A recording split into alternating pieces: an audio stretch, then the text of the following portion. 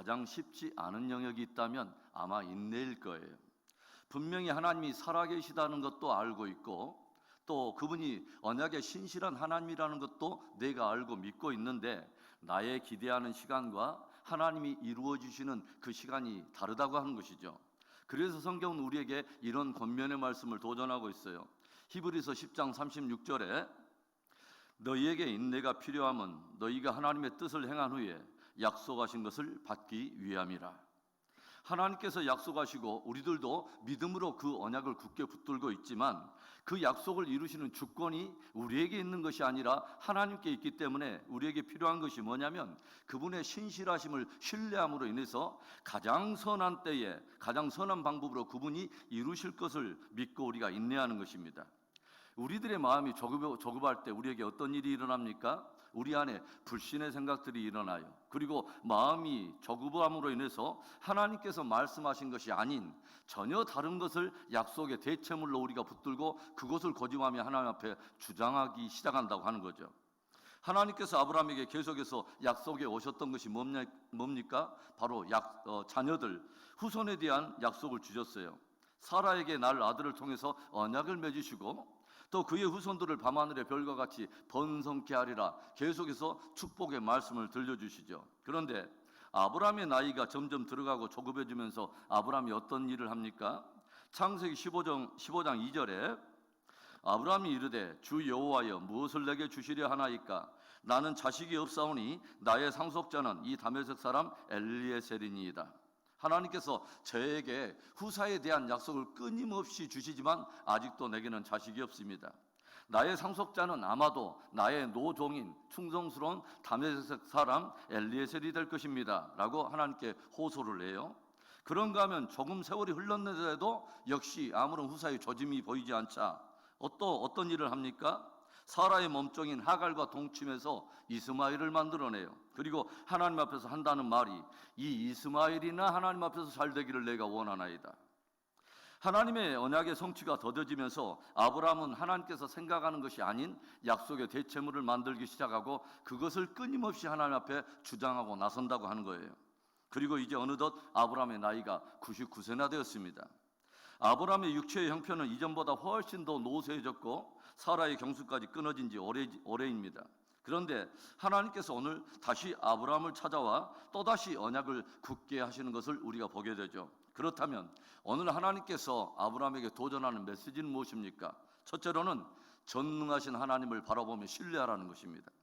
1절의 말씀을 우리 한 목소리로 읽어봅니다. 아브라함이 99세 때에 여호와께서 아브라함에게 나타나서 그에게 이르시되 나는 전능한 하나님이라 너는 내 앞에서 행하여 완전하라. 오늘 하나님께서 아브라함에게 들려주신 언약이 뭐예요? 아브라함을 크게 번성케 하겠다고 하는 거죠. 그로 인하여 많은 민족들이 일어나고 열왕들이 일어나게 될 거라고 하는 거죠. 아브라함으로 하여금 열국의 아위가 되게 하시겠다고 엄청난 수준의 약속을 말씀하세요.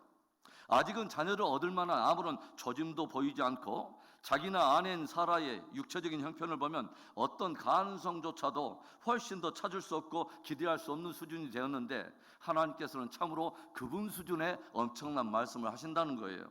여러분, 우리들이 참으로 마음이 힘들 때가 바로 이럴 때가 아니겠어요? 눈앞에 펼쳐진 상황과 환경은 전혀 아닌데 하나님께서는 당신의 수준으로 엄청난 약속을 말씀하실 때 우리가 이것을 수용하기가 쉽지 않더라고 하는 거죠. 이미 육체의 나이가 99세고 사라의 그 경수마저 다 끊어졌는데 하나님은 엄청난 왕들이 아브라함의 허리로부터 일어날 것이고 열국과 민족이 일어날 것을 말씀하십니다. 그런데 오늘 이 놀라운 말씀을 들려주고 계시는 하나님이 정작 당신 스스로에 대해서 아브라함에게 어떻게 계시하십니까? 나는 전능한 하나님이라. I am Almighty God. 엘샤다이, 나는 전능한 하나님이라 선포하세요. 그분이 전능하시기 때문에 아브라함이 99세든 100세든 상관이 없고 사라의 경수가 끊어졌든 열렸든 전혀 상관이 없다는 거예요. 그분이 전능하시기 때문에 닫혀진 사라의 태를 얼마든지 여셔서 후사를 주시고 그로 인하여 열왕과 민족들을 일으키시는데 전혀 문제가 되지 않다고 하는 것입니다. 그분이 전능하시기 때문에 심지어는 남자를 모르는 처녀의 태를 열어서 아이를 잉태하는 것에 아무런 문제가 없다고 하는 거예요. 여러분, 우리들의 구원이 가능한 이 모든 것은 바로 하나님의 전능하심 때문에 이루어지는 것입니다. 영원히 형벌받아서 죽을 죄인조차도 예수 믿어 구원받고 영생 얻게 하실 수 있는 것은 그분이 전능하시기 때문에 가능한 것이고, 창세 위에 죽은 모든 자들도 그리스도의 강림의 날에 모두 생명으로 불러 일으키시는 것도 그분이 전능하신 하나님이기 때문에 가능한 것입니다. 눈앞에 펼쳐진 상황과 환경이 끊임없이 불가능을 이야기하고 우리 심령에 안 돼, 노라고 그렇게 선포할 때도 하나님의 약속은 그리스도 예수 안에서 얼마든지 이해가 되느니라. 저는 이 시대에 더욱 저와 여러분이 주목해야 되고 바라봐야 될 분이 바로 이 전능하신 하나님이라고 저는 믿습니다. 우리에게 약속하실 뿐만 아니라 반드시 언약한 것을 이루고야 마시는 전능하신 하나님을 신뢰하고 끝까지 인내함으로 그 하나님이 풀어가시고 이루어가시고 성취해 주시는 가장 베스트를 경험하는 축복된 저와 여러분의 신앙이 되기를 주의 이름으로 축원합니다. 오늘 하나님께서 아브라함에게 도전하는 메시지가 뭐예요? 둘째로는 할례를 받고 온전히 주께 속하라는 것입니다. 오늘 하나님께서는 아브라함과 그의 후손과 더불어서 언약을 맺으려고 하십니다. 그래서 하나님은 그들의 하나님 되기를 원하시고 저들은 하나님의 자녀요 백성됨을 확정하시려고 하는 거죠. 그렇다면 하나님과 그의 백성들 사이에 언약의 표징은 무엇이며 그것이 의미하는 것은 무엇일까요? 9절과 10절의 말씀을 보도록 하겠습니다. 하나님이 또 아브라함에게 이르시되 그런즉 너는 내 언약을 지키고 내 후손도 대대로 지키라. 너희 중 남자는 다 할례를 받으라. 이것이 나와 너희와 너희 후손 사이에 지킬 내 언약이니라. 하나님께서는 아브라함에게 그의 후손들 가운데 남자들로 하여금 할례를 받으라고 명령하세요.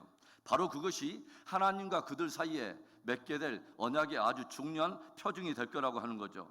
남자의 표피를 베어서 할례를 행함으로 그것이 하나님이 저들이 하나님이 되고 저들이 하나님의 자녀의 백성됨에 아주 중요한 증거가 될 거라는 것입니다.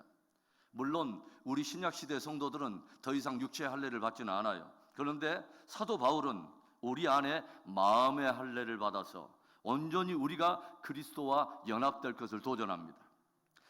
아브라함의 후손들이 생명의 상징인 생식기의 표피를 잘라내고 온전히 하나님께 연합돼서 그의 자녀가 되고 백성이 된 것처럼 신약 성도들은 마음의 할례를 받아서 옛사람을 십자가에 못 박고 옛사람에 속한 모든 구습의 썩은 것들을 다 잘라내고 온전히 새 생명으로 그리스도와 연합되어 그에게 속한 자가 되어야 할 것을 도전한다는 거죠. 로마서 2장 28절과 29절에 이런 말씀이 있어요. 무릇 표면적 유대인이 유대인이 아니요 표면적 육신의 할례가 아니니라. 오직 이면적 유대인이 유대인이며 할례는 마음에 할지니 영에 있고 율법 조문에 있지 아니한 것이라. 그 칭찬이 사람에게서가 아니요 다만 하나님에게서니라. 사랑하는 성도 여러분, 주님은 오늘 저와 여러분에게 엄중하게 도전하십니다. 마음의 할례를 받고 온전히 내게 속하라. 마음의 참 할례를 받고 온전히 주께 속한 자가 돼서 진짜 주님의 참 자녀요 참 백성됨의 삶을 사는 복된 저와 여러분의 신앙이 되기를 축원합니다. 하나님께서 아브라함에게 도전한 마지막 세 번째 메시지가 있습니다. 이웃과 열방의 복이 되라는 것입니다. 오늘 하나님께서는 아브라함의 이름을 바꾸세요. 4절과 5절의 말씀에 보라 내 언약이 너와 함께 있으니 너는 여러 민족의 아버지가 될지라. 이제 후로는 내 이름을 아브라함이라 하지 아니하고 아브라함이라 하리니 이는 내가 너를 여러 민족의 아버지가 되게 함이니라. 하나님께서는 아브라함과 그의 믿음을 쫓아오는 모든 후대의 신앙인들에게 정말 저들이 하나님의 뜻을 함께 품고 하나님의 나라를 위해서 함께 동역하는 자들이 되기를 주님은 기대하신다고 하는 거죠. 아브람 하면 집주인이라고 하는 뜻을 가지고 있어요. 그런데 하나님은 그의 이름을 아브라함이라고 새롭게 부르세요. 열국의 아비, 민족들의 아버지라고 하는 뜻입니다. 하나님께서는요 저와 여러분이 나 중심만의 이기적인 어떤 그 경계를 뛰어넘어서 기꺼이 이웃과 열방을 품고 나아가 참으로 이웃과 세상과 열방의 복으로 쓰임받기를 주님은 기대하신다는 거죠. 하나님은 아브라함에게 말씀하십니다. 내가 너와 내 후손으로 인하여 천하 만민이 복을 받게 하리라. 사랑하는 성도 여러분, 전능하신 하나님을 주목하며 그분을 신뢰하시기 바랍니다. 마음의 할례를 받아서 진실로 주께 속한 자가 되고 그분의 비전을 함께 품고서 진짜 이웃과 세상과 열방의 복이 되는 축복된 저와 여러분의 삶과 신앙 되기를 주의 이름으로 축원합니다. 주세요.